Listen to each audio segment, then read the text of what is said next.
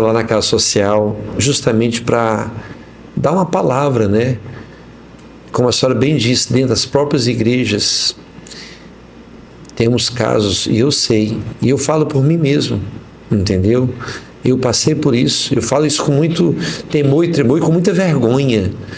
Naquela época, quando eu fui, eu maltratei demais a minha esposa, não fisicamente, né, mas assim, moralmente, emocional, psicologicamente, tudo por conta de um espírito de vingança que estava dentro de mim e dos ciúmes que ardia dentro de mim, por conta de um relacionamento mal terminado entre eles, e eu entrei para um casamento sem preparo algum, e aquilo me fez eu me tornar um homem que eu não era. E essa cura só veio quando ela se queimou. Essa é a nossa história. Então, a queimadura da minha esposa foi um testemunho de superação. Para mim, foi de transformação. Que Deus disse assim para mim, cuide dela. E ela tinha morrido já, lá em Brasília, no hospital. E aí, quando eu devolvi ela para Deus, ela ressuscitou.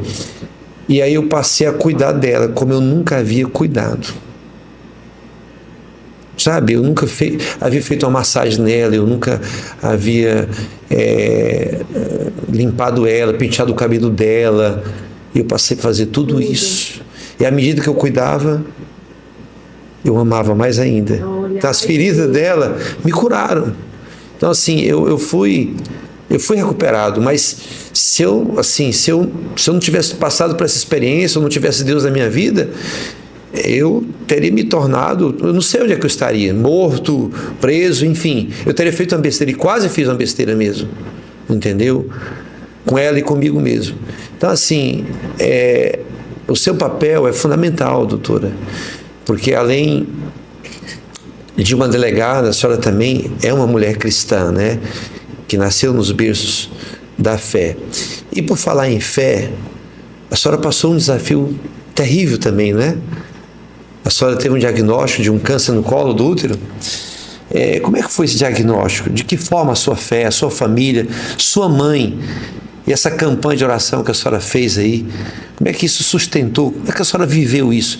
No meio de todas essas turbulências, cuidando dos outros, dos problemas dos outros, a senhora tem que se cuidar. Fala pra gente essa trilogia da fé, o câncer e o milagre. É exatamente isso, apóstolo. Muitas vezes a gente se dedica tanto em cuidar dos outros, né? E não para um pouquinho para cuidar da gente, né? E eu sempre fui muito assim, né? Com quantas coisas maravilhosas Deus colocou para que eu cuidasse, eu sempre olhava e me deixava um pouquinho de lado, né? Até que o ano passado eu fui diagnosticada com esse câncer. E naquele momento ali, eu achei que eu ia morrer. E eu só pensava na minha filha, né? Que a minha filha tinha 8 anos e a mulher, quando ela adoece, a primeira coisa que ela pensa são nos filhos, né? Como é que eles vão ficar, isso, né? Essa semana de uma mulher que está com câncer. Ela falou exatamente isso. A gente só pensa neles e eu pensava, Deus, a minha filha é tão pequena ainda. Ela precisa tanto de mim ainda para tantas coisas. Ela precisa aprender tantas coisas. Tem misericórdia de mim, sabe? E quando eu descobri, eu logo liguei para minha mãe e ela foi ao meu encontro e nós oramos juntas. E a minha mãe naquele momento falou assim, filha, esse diagnóstico não é de morte. Uau. Esse diagnóstico é de vida, é fé. Naquele momento eu ainda não enxergava a fé que ela tinha. Mas naquele momento, sob a palavra que foi liberada sobre ela, pastor, Deus começou a fazer coisas incríveis, coisas que eu não imaginava. Foi tudo muito rápido e eu tive alguns ainda empecilhos, mas em todos eles a minha mãe sempre declarava, esse diagnóstico é diagnóstico de vida, não é de morte. E Deus foi desenrolando todos os empecilhos com a nossa fé e foi oração. E aí eu fiz a cirurgia e foi assim, tudo muito, depois desse momento foi tudo muito lindo, porque a gente via a mão de Deus em cada detalhe, no médico que veio, na enfermeira que esteve ao meu lado. E aí até o dia de pegar a biópsia, né? Porque depois da cirurgia eles enviam para saber se ali você está com bordas livres, se você está totalmente curada. E graças a Deus, quando a gente pegou esse resultado, foi a resposta de Deus para aquela palavra que ela havia liberado, né? E mais uma vez eu digo que em tudo há um propósito do Senhor. E para esse câncer também, eu sei que Deus permitiu para que eu pudesse aprender, para que a minha fé pudesse ser aprimorada naquele momento e que a gente pudesse vencer e testemunhar. E eu sei que hoje, não só como delegada, mas com o meu testemunho, eu tenho tocado inúmeras vidas por onde eu passo. A senhora foi curada. Amém. Amém. Eu sei o que é isso. Eu também tive um CA aqui na garganta. Logo depois desse acidente com a Meire, foi diagnosticado isso e eu sei o que a senhora viveu. Mas Deus nos curou também. Graças a Deus com isso. Doutora, e quais são os seus projetos, seu futuro? Hoje a senhora é mãe. Qual o nome da sua filha? Liz. Liz. Casada, mãe da Liz, de 9 anos agora. E continua como delegada? A senhora pretende se aposentar aqui? Quais são os seus projetos, seu futuro? Então, dentro da Delegacia da Mulher, Apóstolo, a gente tem inúmeros projetos ali, porque quando eu falo que a gente trata de violência doméstica, é um crime que a gente precisa ir além de punir, né?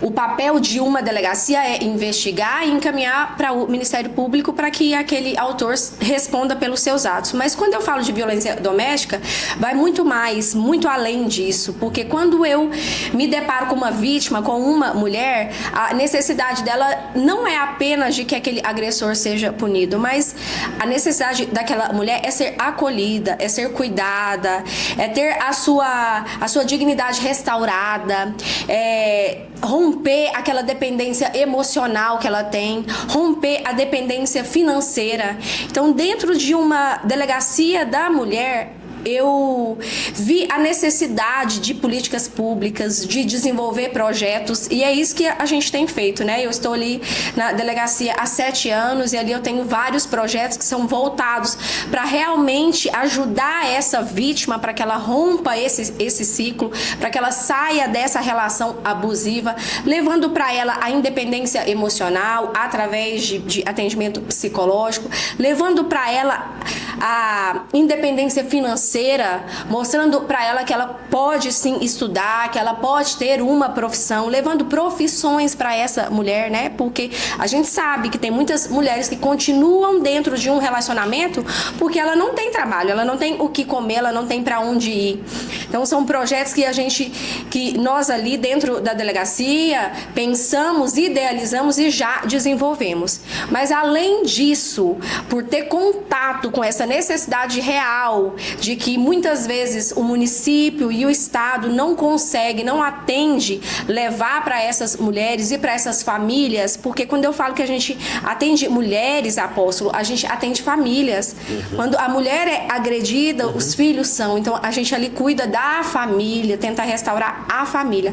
E por perceber essa necessidade, esse ano eu coloquei o meu nome à disposição e venho como pré-candidata a deputada federal para cuidar, né? Eu quero realmente fazer da política um acolhimento, um cuidado para a nossa sociedade. E agora, com o olhar de quem participou de perto, de quem viveu de perto e de quem já desenvolveu inúmeros projetos, né? Eu quero poder ampliar para o nosso estado projetos que cuidem das pessoas.